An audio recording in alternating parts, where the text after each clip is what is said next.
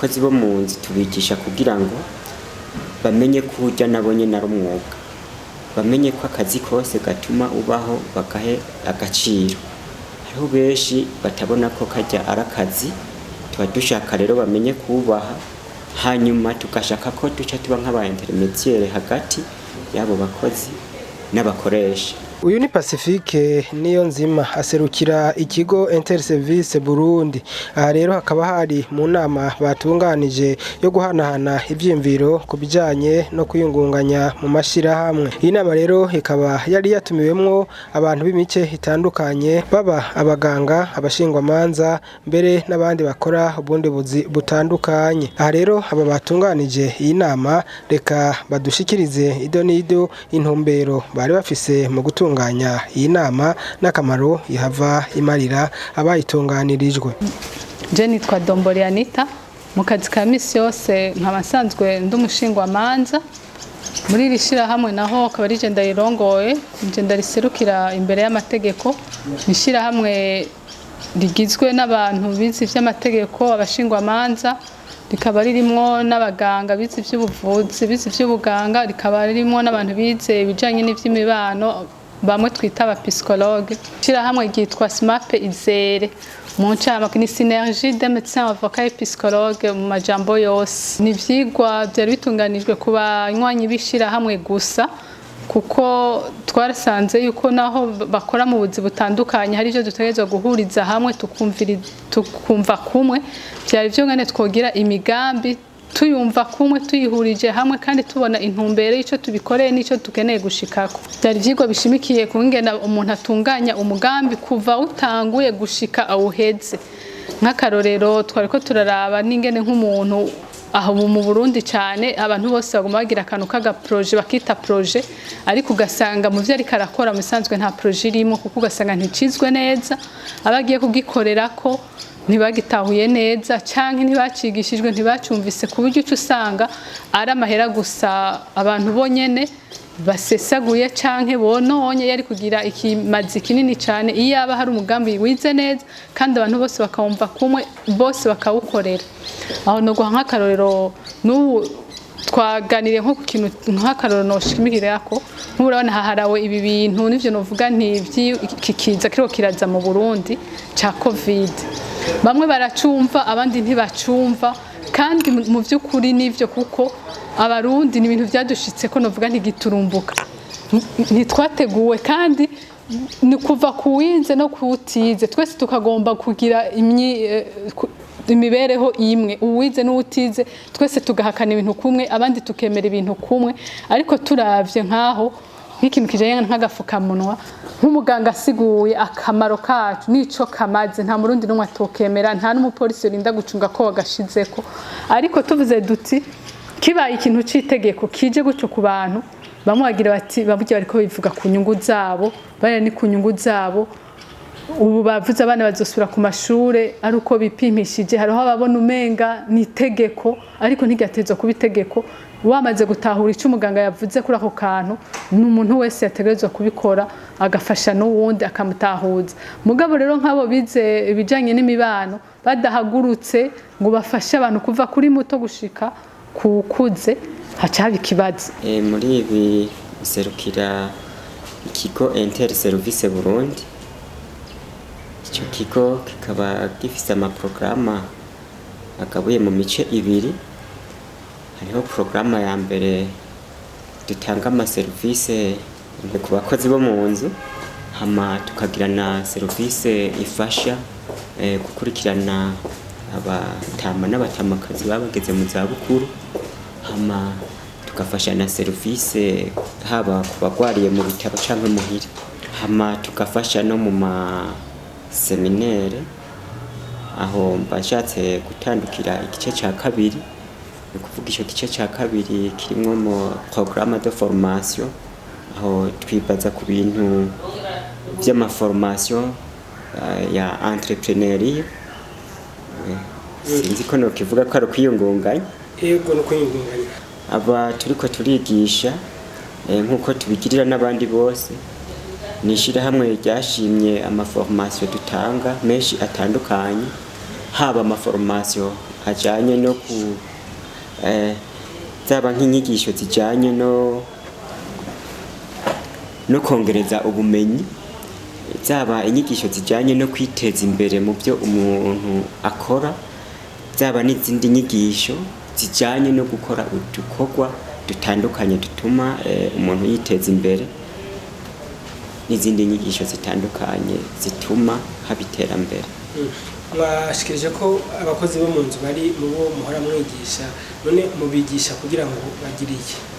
Abakozi bo mu nzu tubigisha kugira ngo bamenye ko urya nabo nyene ari umwuga, bamenye ko akazi kose gatuma ubaho bagahe agaciro. Hariho benshi batabona ko kajya ari akazi, tuba dushaka rero bamenye kubaha, hanyuma tugashaka ko duca tuba nk'aba intermediaire hagati y'abo bakozi n'abakoresha. Kuvuga abakoresha baratwitura tukabaronderera abakozi, hama tugahanura ku mpande zose. Iyo ikosa riturutse ku mukoresha nawe nyene turamwereka aho yotegereza gukosora, hama yaba n'umukozi nyene bobo tuba twarabagirishije n'amaformation, hama bobo mbere n'ibihano birabafata ukoze amakosa akirukanwa mw'ishirahamwe. Abageze mu za bukuru duha ivyigwa abakeneye kuza kubakurikirana. Hariho abakozi dutegerezwa kurungika babakurikirana, abo nabo ubumenyi baba bafise buba butandukanye n'ubwo abandi turungika mw'ubwo bundi buzi bwo mu nzu, kuko abageze mu za bukuru murumva ko baba bakeneye d'abord abantu bafise ubumenyi mu bintu byo gutahura umuntu n'uwundi, kuko baba bageze mu myaka bobo ubwenge bumera nk'ubusubire hasi gato, ugasanga rero ibyo akora iyo uciye umuha umuntu adashobora gutahura ibyo ariko arakora, nicyo gihe nacyo twaba dufashije. Nicyo gituma abo turungika gukora icyo gikorwa dutegerezwa kubanza kubaha inyigisho. None abageze mu za bukuru ko ataburyo baba bafise, abo bakozi mwarungikira nimwe mu bahemba cyangwa muheze bikagenda gute? Nk'uko izina ribivuga ni Centre Inter Service Burundi, murumva ko harimo ibintu by'amaserivisi. Bisanzwe ako kazi n'akazi katoroshe, tugiye kuraba ntitworonka n'impemba cyangwa impera gakwiye. D'une part tubikora comme service, mais d'autre part kubera abo bakozi nabo turungikayo barakenera agashiro kabute, biro irakeneye ngene ibaho igura impapuro zo gusupervisa abo bakozi baba bariyo. Nico gihe rero dushobora kwaka gatererano gatonya kuwo muntu abagwaye canke abageze mu za bukuru, kuko keshi na keshi urashobora no gusanga wageze mu za bukuru afise abiwe nawe yareze akabateza imbere, abo nabo barashobora kwitanga nabo bakamushikana kuri iyo ntambwe. Bamwe mu bakurikiye iyi nama barashima, bakavuga ko mu gihe nabo baziyumvira gutunganya amashirahamwe bitazobagora, kuko ngo barafise aho bafatira bakurikije ivyigwa bahawe. Je nitwa Nimenye Patrick, nkaba ndi umuntu yaje gukurikirana inyigisho zatunganijwe n'ishirahamwe ryitwa SMAPizere. Ni inyigisho ngirakamaro kuko kenshi na kenshi abantu tuzi ngo twese tuba tuzi ngo turakora amaprojet canke ubwiye kuja kubaka inzu yiwe akita projet na mariage wari yabayita projet, ariko nivyo umugambi wose urafise ingene utangura n'igihe uherera. Nico gituma rero twatahuye cane mu nyigisho twashoboye kuronka ngaha yuko umuntu agomba kugira umugambi abanza akawiga neza, akaraba aho ukorera, akaraba igihe utangurira n'igihe uzobumarira akabumara. Ubundi hari igihe usanga ama association canke amashirahamwe atandukanye dukora mu bintu bitandukanye, ugasanga umuntu wese ashobora kuvuga ngo aronsa amafaranga hariya canke akayarondera kuriya, ugasanga we nyene ntabona neza uwo mugambi agira akora uwo ariwo, ntabona ryari uwo mugambi tuzotangurira n'igihe uzoherera. Ugasanga rero niyo ugiye guhera wa mugambi aho kuja muri kuraba neza ko yashoboye kushikako, ugasanga atanguje uyundi, ugasanga imigambi yiwe ntiyigera ihera canke biguma bibandanya. Ariko kunyigisho twaronse twashoboye kushobora gushika aho umuntu abona yuko azomenya ko umugambi awutanguye, hama akatanga ni cyo twakwita resultat, donc ico yashoboye gushikako, ivyo yashoboye gukora agashikako. Nico gituma rero zaba inyigisho ngira akamaro cyane cyane kuri twebwe twize ivy'inyifato n'imibano, kugira ngo cyane cyane bashobore kuraba ingene twogira umugambi mwiza wo gushobora gutahuza abene gihugu ingene ibintu bikwiye gukorwa mu ntumbero yo kubumvisha yuko imigambi myiza igira intango ikagira naho igarukira, hama tukaraba yuko amashirahamwe atopfa gukora uko babibonye ariko akora nk'abantu babizi. Kenshi na kenshi nivyo aya mashirahamwe benshi bagira yabayo ngaha mu bihugu canke nayaza, iyo abantu barosa amahera hari igihe baca babona umengo bagomba kubanza kubonyene kubaho gukora umugambi bateguye, bagatangura kugomba kubonyene gukora ya ma projet twatundi twakwita ama projet zabo ziri mu mutwe. Rero izo projet umuntu aba yasabiye siyo migambi, umuntu aba yasabiye amafaranga. Umugambi usabira amafaranga uwubona uwuzi uvise ico ugiye gukora, no kuvuga ngo uwo muntu abo mashira hamwe agenda agatora inyungu za bamwe twakora bavuga ivy'impene ingene yari guha impene abanyagihugu, hama agafata izo mpene aho kuzitora agatora akagura ngo aguze imodoka yo kubanza kuja gukurikirana ivyo ataranagura. Mumva n'ibintu biteye isoni cyane ku mashira hamwe nkayo. No kuvuga ngo tugerageze kumva yuko umwene gihugu akeneye ryaterambere rimukomoka ko rikamusubirako. Twebwe umuntu ashoboye gusaba ikintu akavuga ati ngire nkora umugambi werekeye umunyagihugu, akabona ko uwo mwene gihugu ashikiriwe na ryaterambere yasabira uwo mugambi.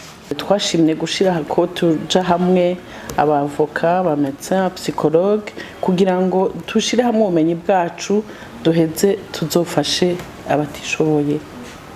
Hari umuntu batanze akarorero bahaye uburyo kugira ngo bakore umugambi acahera kugura imodokari, aha nta kamamotera abantu nk'abo. Oya n'ukuri ngira ngo vyarabaye ntibigasubire, uca usanga ko ari ucubona ko ari wa wundi abakumbura yagize umugambi kumbura yiyumvira kwiteza imbere wenyene. Ivyo n'ukuri ntivyo si vyiza. Batubwiye effectivement abantu umuntu ngo yagize bamuhaye umugambi akaca atangura kugira imodoka, ucubona ko ari wikunda wenyene kumbure niyo projet abo yoba yitwa ko agomba gufasha koko ataba afise umugambi wo kubafasha.